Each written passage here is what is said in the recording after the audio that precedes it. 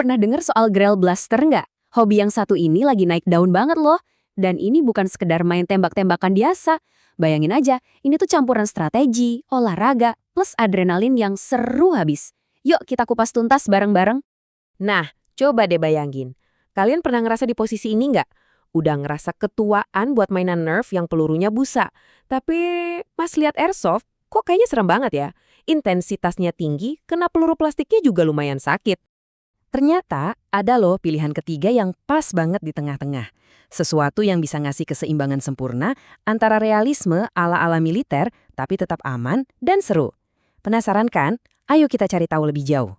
Oke, kita masuk ke bagian pertama. Emangnya apa sih Gel Blaster itu?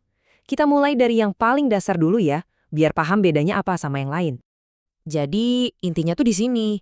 Glow Blaster itu yaitu tadi, jalan tengah yang ideal. Dari segi bentuk dan cara kerja, ini jauh lebih realistis dibanding Nerf. Tapi pelurunya, nah ini dia kuncinya. Terbuat dari gel air. Jadi pas kena rasanya jauh lebih ringan dibanding peluru plastik airsoft. Pokoknya ini dapat serunya tapi tetap aman.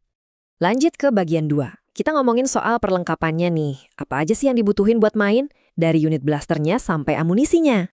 Oke, jadi kebanyakan Glow Blaster itu tipenya AEG, singkatan dari Automatic Electric Gun. Gampangnya ini pakai baterai yang bisa di-charge ulang. Nah, yang bikin asik tuh biasanya ada pilihan mode tembaknya. Bisa semi-auto buat nembak satu-satu biar akurat, atau langsung ganti ke full auto buat ngeberombong lawan. Nah, sekarang amunisinya. Ini unik nih, jadi pelurunya itu nggak bisa langsung dipakai dari bungkusnya. Prosesnya gampang tapi penting banget. Awalnya tuh bentuknya butiran-butiran kering kecil gitu, terus direndam di air selama kira-kira 3-4 jam. Nanti dia bakal ngembang jadi bola-bola gel ukuran 7-8 mm. Dan ini dia angka saktinya, 95%. Jadi setiap peluru gel yang udah siap tembak itu isinya hampir semuanya air. Inilah yang bikin dia beda banget dan jauh lebih aman dibanding amunisi lain. Keuntungan paling enaknya apa? Ya ini, karena isinya air, pas kena target pelurunya bakal pecah dan sisa-sisanya menguap aja gitu. Nggak ada sampah, nggak perlu bersih-bersih, jadi ramah lingkungan dan praktis banget buat semua. Oke, bagian 3, arena dan zona bermain. Nah, permainan ini tuh terstruktur banget loh, nggak asal lari-larian. Paham soal zona-zona ini penting banget buat keselamatan. Biasanya ada 3 zona utama. Pertama, zona aman atau green zone. Disinilah tempat kita istirahat, isi amunisi, dan yang penting, magazin wajib dicopot. Kedua, ada zona mati atau yellow zone. Ini tempat buat pemain yang udah kena hit. Dan yang terakhir, tentu aja, zona tempur atau red zone. Disinilah aksinya, dan aturan nomor 1, pelindung mata wajib dipakai, nggak boleh dilepas sama sekali. Masuk ke bagian 4, aturan main. Ini nih bagian yang paling serunya. Gimana sih cara mainnya kalau udah di dalam zona tempur? Aturan paling dasarnya itu sistem hit. Gini, kalau kalian kena tembak dimanapun, badan, baju, bahkan unit kalian, itu dihitung hit. Nggak ada tawar-menawar. Terus gimana? Kalian wajib teriak hit yang kencang, angkat tangan tinggi-tinggi, dan langsung jalan ke zona mati. Ini soal sportivitas ya. Dan ada satu aturan emas, dead man don't talk. Artinya, kalau udah kena hit dan lagi di zona mati, ya udah, nggak boleh ngomong lagi sama teman setim yang masih main.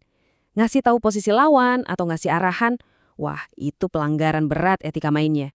Terus, gimana kalau tiba-tiba ketemu lawan dari jarak dekat banget?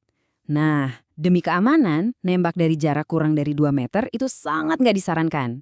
Sebagai gantinya, ada aturan namanya freeze kill. Kalian cukup teriak freeze, dan lawan kalian otomatis dianggap hit.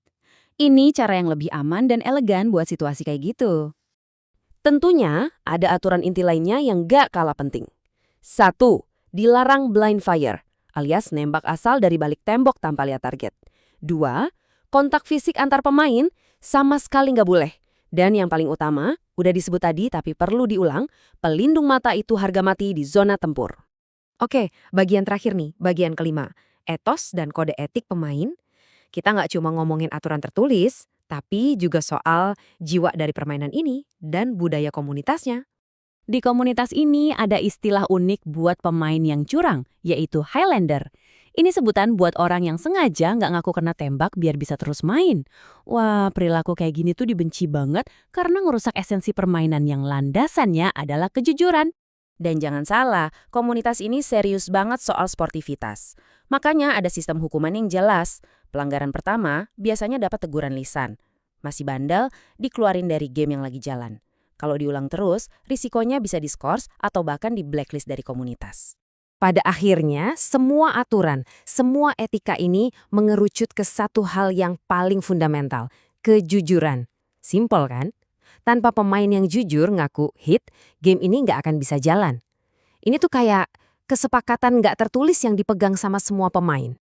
Jadi setelah kita lihat semua aturannya, strukturnya, bahkan kode etiknya, coba kita renungkan. Apakah ini cuma sekedar permainan? Atau jangan-jangan ini lebih dari itu? Mungkin ini soal latihan sportivitas, soal kejujuran, dan soal membangun kepercayaan dalam sebuah komunitas. Gimana menurut kalian? Sampai ketemu di pembahasan selanjutnya.